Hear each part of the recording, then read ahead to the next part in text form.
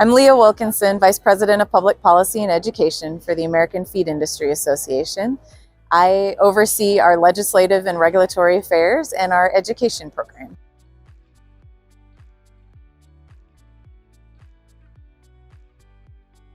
So as we all see in the press, things are a little bit different in Washington, D.C., but I think you could probably safely say that has been the case for the last several years.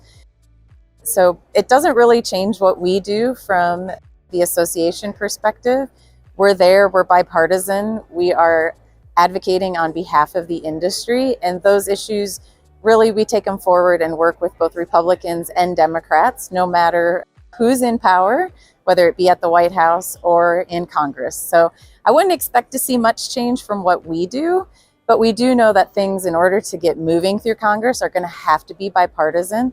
And luckily, those are the types of issues that we're working on here in agriculture.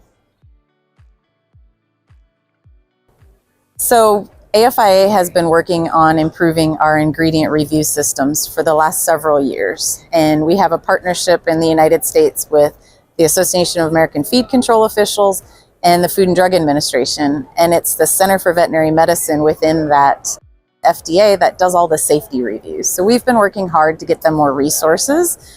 So we're going to continue to do that.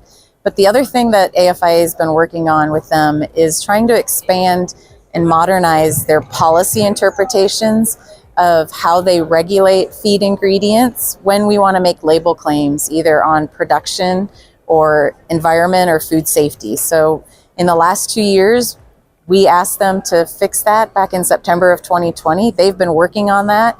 They held a listening session last fall and heard from a wide variety of stakeholders across agriculture that this is an important issue to them as well as to the feed industry. So we're really hopeful here in 2023 that they are going to be coming out with more public statements as to how they can do this and how we can bring forward some of these new technologies and really talk about what they do on the label. So keep an eye out for that. And that will be new and novel, and we'll get some modernized systems here in the United States.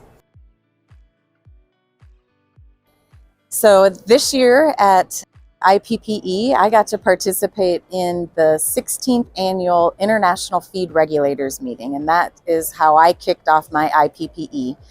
We had over 100 delegates with feed industry representatives and the regulators. There were 17 different countries represented in those discussions.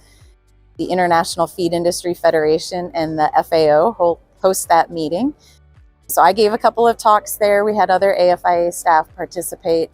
And it's just a great opportunity for us to talk about emerging challenges that we have in the feed industry, and a chance for regulators and the industry to tackle those together, really look forward, and also the networking that we get to do.